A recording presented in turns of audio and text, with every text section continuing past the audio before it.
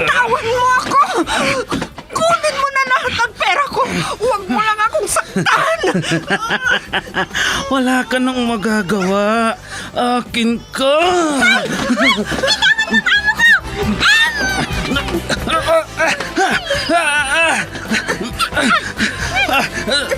Sino kang pumulupot sa likod ko? Bumaba ka dyan.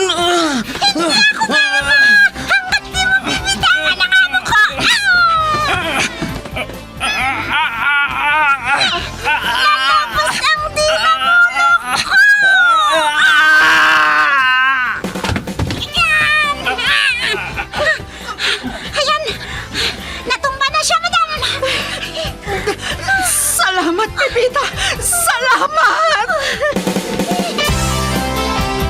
Super Pipita, ang balikbayan na OFW, survivor mula Iraq, palaban sa hirap at nakahandang magsakripisyo sa ikabubuti ng karamihan, kabilang sa mga naturingang bagong bayani ng bansa. Super Pipita, isang dula na kung saan inyong mapapakinggan ang iba't ibang pakikipagsapalaran ng isang OFW. Super Pipita, mula sa Lovelet Artist and Talent Center Drama Productions, handog sa inyo ng #1 and most trusted radio network in the country, Bombo Radio Philippines. Basta Radio Bombo.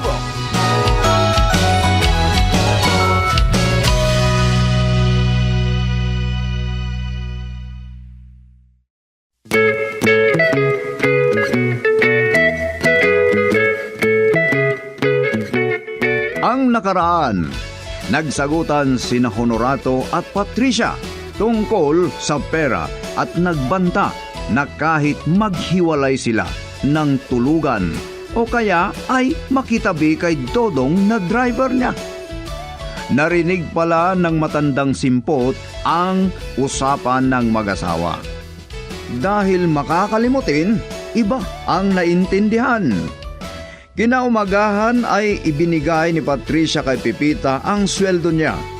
Kahit ang bida natin ay hindi nagkakaintindihan sa matanda. Nang umuwi si Patricia, ay nagsumbong talaga ang matanda sa kanya. Pero hindi nagalit si Patricia sa bida natin. At sinabi pa na pagpasensyahan ang malilimutin na amo niya. Pagkatapos ay inutusan na linisin ni Pipita ang loob ng kotse ni Honorato. Nakita ni Pipita ang malaking bag. At ngayon, sa pagpapatuloy ng 1 linggo na kasaysayan na pinamagatang Malaking Bag, dito sa ating dula, Super Pipita!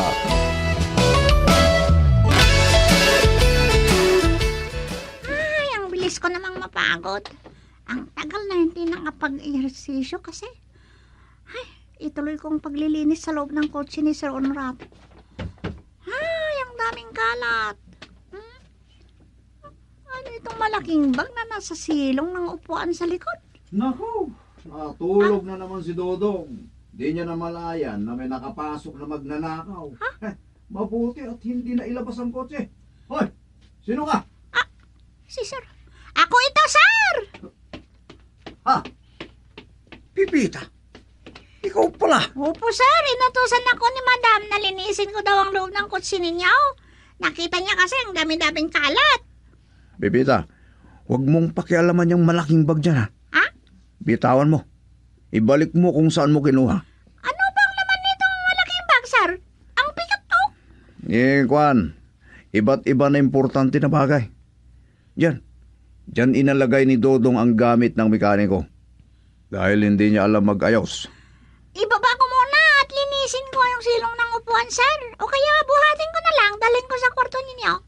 Ibalik mo na lang dyan sa silong ng upuan. O kaya, ako na ang magpasok. Tulungan kita na maglinis ng kotse ko. Hindi na, Sir. Kaya ko to. At kahit ako, Kaya ko rin nalinisan. Ang tamad naman ng Dodong na yan. Yan ang una at huli mong paglilinis sa kotse ko, Pipita, ha? Ha? Pagalitan ko si Dodong. Kung hindi pa magtino, aalisin ko. At ikaw na ang kunin ko na driver ko, okay? Palabiro pala kayo, sir.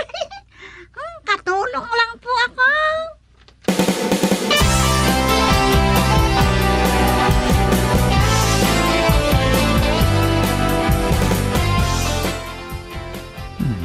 Mabuti na lang at maaga ako na nagising. Paano kung hindi ako lumabas? Anong alam ko kung may pagkakati ng kamay ni Pipita? Kahit mabait ang itsura niya. Hindi kaya matukso pag nakita ang laman? Kaya palilipat ko kay Dodong ang laman ng malaking bag. Delikado.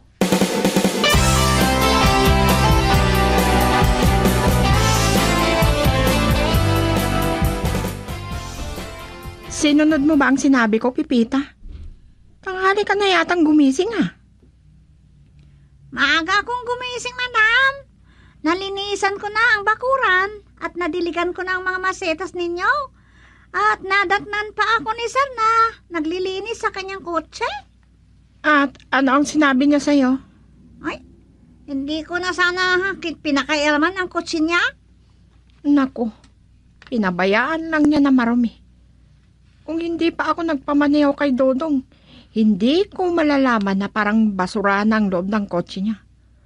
Oh, pinagalitan ka ba? Madam? Medyo nakakatakot ang pananalita niya. Hayaan mo at kakausapin ko si Honorato.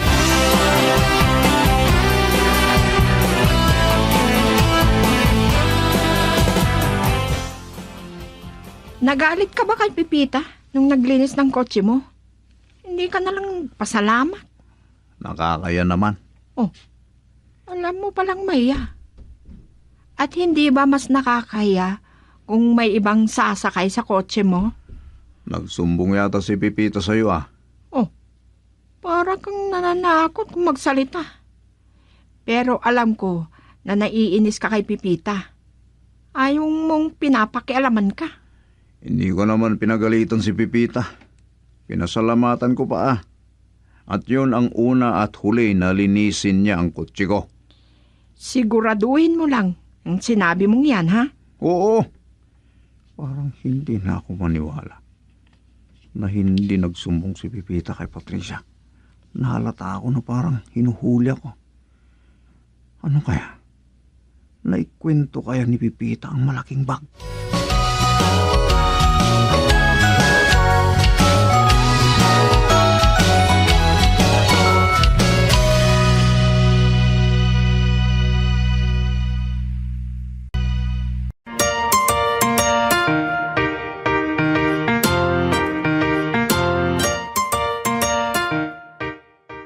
Napapansin ko na parang minamanman ako ni Sir Honorato.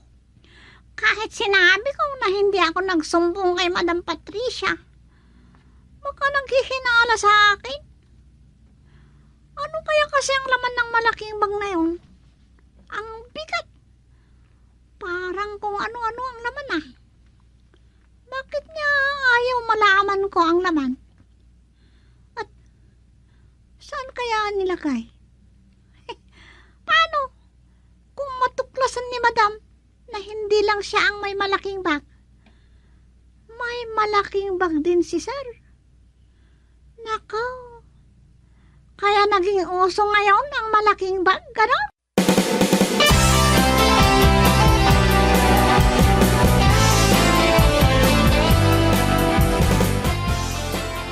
Ano na naman kaya ang pinag-awayan na naman nila Patricia at Honorato, ha, Pipita?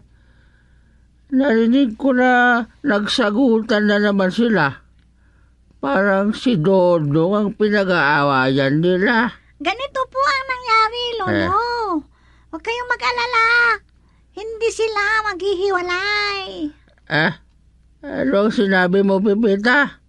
handa nang mawalay si Honorato. Akala ko maraming pera si Honorato. Saka siya makikipag-iwalay ngayon. Hindi po sila maghihiwalay. Ibig kong sabihin, Lolo. Kung maghiwalay sila, ay wala akong pakialam. Ano na nga sinabi mo, Pepita? Maghiwalay sila? Ha? Ay, nako. Kung ano ang hiwalay na sinasabi ko ay hindi totoo. Nagalit si Madam kung bakit sinita ako ni Sir na naglilinis sa kanyang kotse. Kotse niya. Ano yun? Kotse? Yung sasakyan ni Sir Honorato? Yun ang pinag-awayan nila. Ha? Saman kasi si Dodong mabaho pa. Ay, Hindi yata naliligo. Oo nga pala. Gusto ko na rin maligo, Pipita. maaga pa para maligo kayo. Pero kung kursunado nyo ng maligo, di, sige, paliguan ko kayo. Baka kasi pumunta si Osang. Nakakaya kung maamoy niya ako na mabantot. Pero huwag mong isipin na kursunada ko, ha? Si Lolo talaga. Wala akong sinasabi na kursunada ninyo. Kasasabi mo lang. Tapos, tatalikuran mo. Kung kursunada ninyo ang maligo, kako, hindi yung si Usang ang kursunada ninyo. Ganun ba ang sinabi mo? Baka si Usang ang may kursunada sa akin. Guwapo naman ako. Ano sa palagay mo, Pepita, ha? Guwapo? Talagang gwapo kayo, Lolo. Gwapo? Oo na. Guwapo? Gwapo na kayo. Halina kayo, maligo na.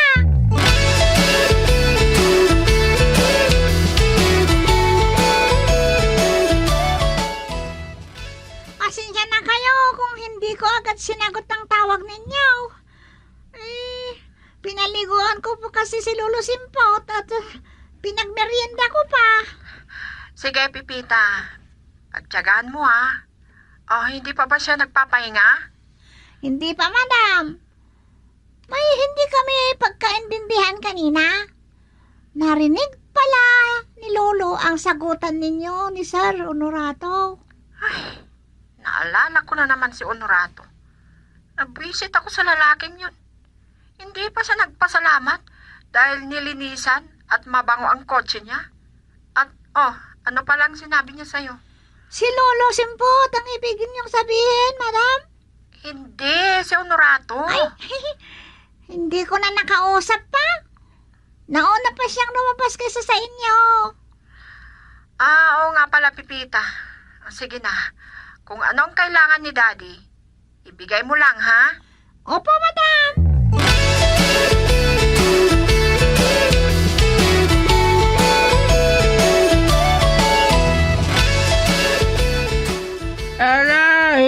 Aray ko.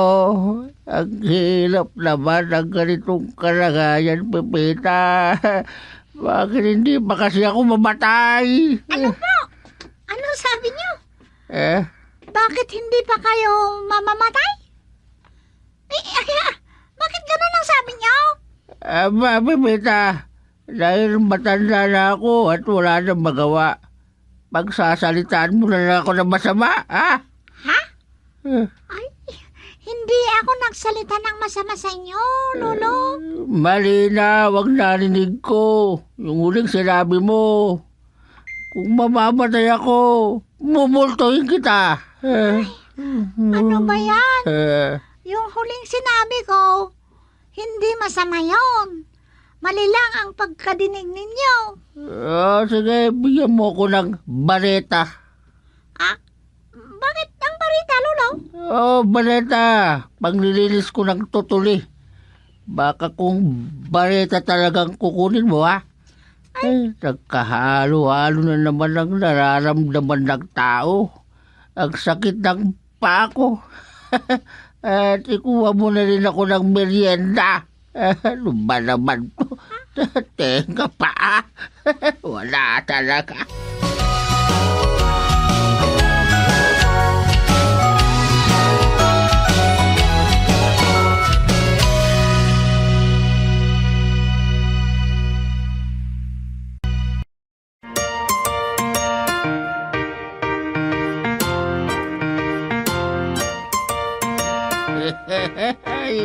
Kahit tingala ka ng tingala na sa kisame, Honorato, wala kang mahihintay na mahuhulog na butiki. Matagal nang hindi ako nakakita ng butiki, Dali. Aha. Kumusta naman kayo na maghapon? Ano sabi mo? Sino na kuya mo ang mamamalo sa akin? Sabihin mo. May sinabi ba ako na may dalang pamalo ang kuya ninyo? Magsisinungaling ka pa. Gusto mo na isumbong kita kay Patricia? Sampit ka lang dito. Anong sinabi ninyo dati? Nako, hindi ko alam ang magsalamang ka. Anong bangka? Paano ka magbabaka sa ilog at pinaglalanguyan ng mga pato at tubig? Wala namang tubig dito sa kwarto, magbabaka ka? Ay, naku, ang sakit na ulo ko sa inyo dati. Mali na naman ang narinig nyo. Pipita! Woo! Ay, Pepeta! Huwag mong timplahan ng kape si Honorato. Dahil mali daw ang timpla mo. Timpla. Bangka sa kwarto. Loko-loko. Sakit sa ulo talagang tong daddy ko na to.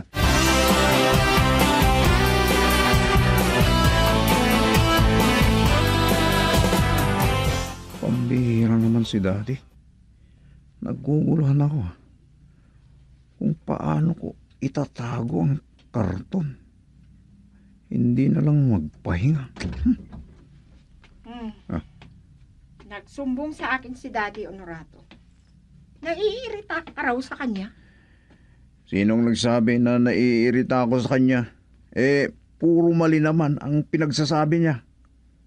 At pasamain pa ako. Siya naman ang malilimutin. Ay, Mas ikaw pa ang malilimutin. At narinig ni Pipita ang pag-uusap ninyo. talaga naman ang pipita na yan, oh. Napakasimbungera. At ano? Sisitahin mo? May isinumbong pa ang daddy. Tumitingala ka round sa kisame na parang hinihintay mong may mahulog na pera. At nasa bulsa pa ang kamay mo sa iyong pantalon. Ano bang gumugulo sa'yo, ha? Ay, nako, kung ano-anong sinasabi ng daddy na. Nako, matagal ng panahon na hindi kami nagkita ni Romulo. At hindi ko alam kung saan dito sa mundo ang kinasasadlakan niya. Ay, huwag ka ngang magkunwaring malilimutin. Ano yung sinasabi mong Romulo?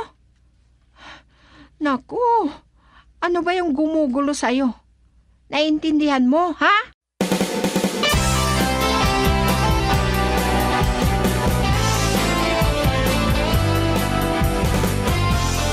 Alam ko na nahirapan ka sa pag-aalaga kay Daddy Pipita. Pero pagtiyagahan mo, ha? Parang itinuturing ko na rin na lolo ko, madam. At nasanay na ako sa kanya. Kung aalis ako nakatulong ninyo, ay maninibago ako. Maraming salamat. Kahit malilimutin si Daddy, ay mahal ko siya. Pero, Pipita, Bakit, madam? May problema ba kayo kay Lolo Simpo? hindi tungkol kay Daddy. Si Honorato. Nagtataka ako sa kanya. Parang hindi maintindihan ang ginagawa niya.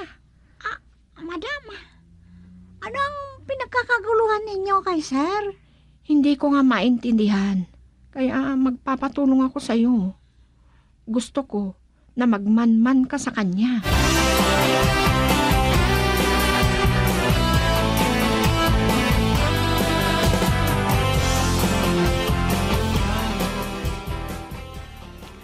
Ano kayang pinapasilip ni madam kay Sir Honorato? May hinala kaya na may ibang babae si sir? O ano kaya?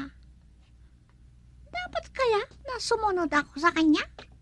Ano ang sinabi ni Patricia tungkol sa akin, Pipita?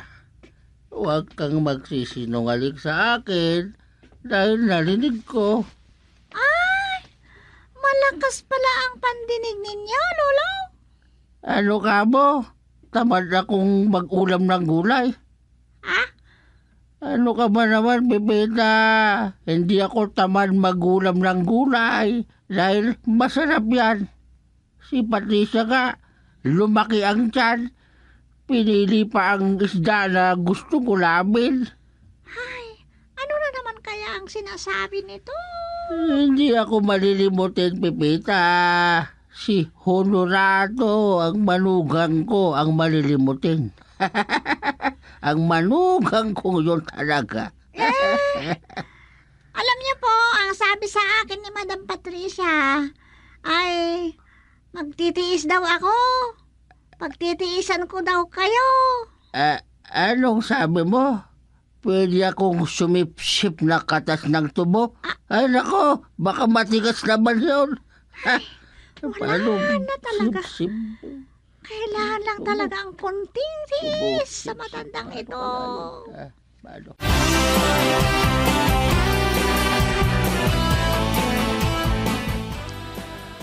Mabuti naman kung ganon, Galman. Maging masaya ang asawa ko. Sige. Mamayang hapon, kunin mo yung maliliit na karton. Nasa malaking bag ko.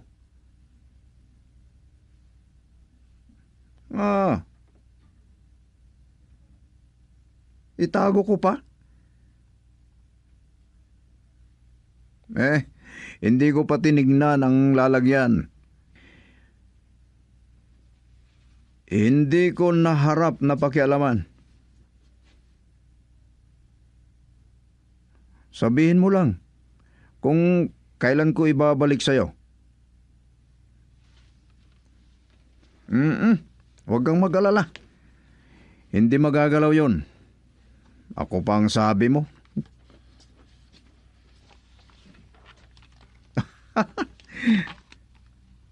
Ha?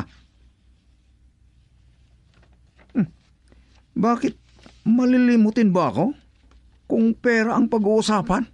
Ikaw naman.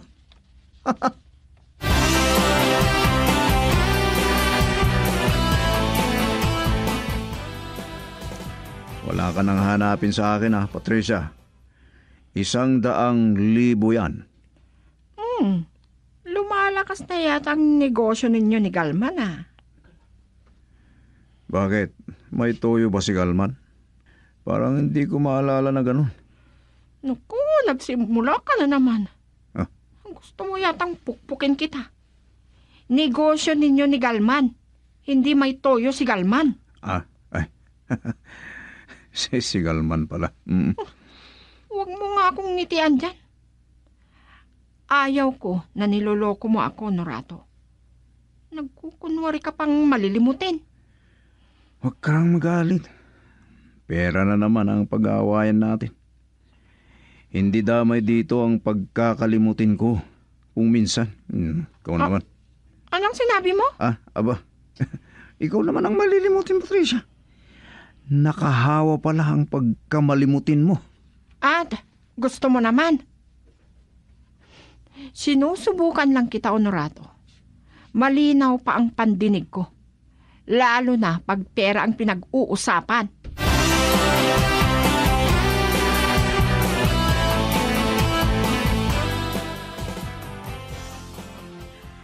Talagang malilimutin si Sir Honorato? O kaya'y nagkukunwari lang na malilimutin?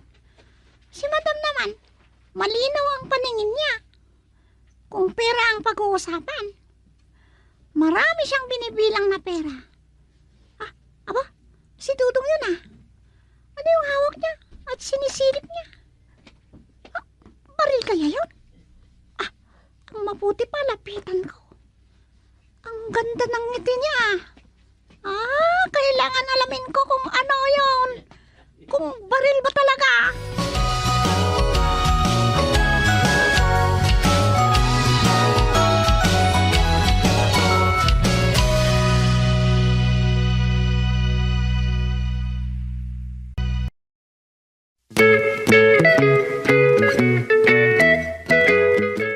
Ano ang susunod na mangyayari? Pakinggan bukas ang karugtong ng kwentong pinamagatang Malaking Bag dito sa ating dula, Super Pipita. Inihandog sa inyo ng #1 and most trusted source of news and information, Bombo Radio Philippines, Basta Radio. Bombo!